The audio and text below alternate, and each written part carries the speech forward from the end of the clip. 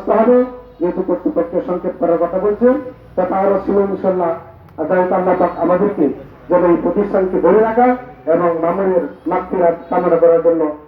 অনেক পরিচিত ছিলেন, অনেক জায়গায় উনি কাজ করেছেন এবং অনেকের সাথে চলছে। থাকবে তার আত্মা শান্তি পাবে। এই প্রতিষ্ঠানকে নিয়ে তার অনেক স্বপ্ন ছিল, অনেক চড়াই উতরাই ছিল, সেগুলো পাড়ি দিয়ে আপনারা নান্দাইলের উলামায়ে কেরামের সাথে, স্থানীয় উলামায়ে কেরামের সাথে পরামর্শ করে আমরা আপনাদেরকে আশ্বস্ত করছি, কথা দিচ্ছি, নান্দাইলের উলামায়ে কেরাম এই প্রতিষ্ঠানের সাথে আপনাদের সাথে একতাবদ্ধ হয়ে কাজ করবে, যাতে হয়। আপনারা সবাই একমত আছেন তো? ইনশাআল্লাহ আল্লাহ তাআলা যেন কবুল করে এই প্রতিষ্ঠানকে যেন উত্তরোত্তর উন্নতি দান করে। আমি মরহুমের আত্মার মাগফিরাত কামনা করছি, তার সুখ সন্তুষ্ট পরিবার এবং শুভাকাঙ্ক্ষীদেরকে যেন আল্লাহ তাআলা উত্তম ধৈর্য ধারণ করার তৌফিক দান করেন। আসসালামু আলাইকুম ওয়া রাহমাতুল্লাহ।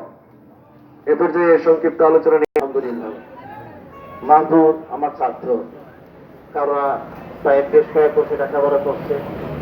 আমার জানা মধ্যে তার জীবন মেধা ছিল, এরকম বহু বছর মুআদ্দব ছিল।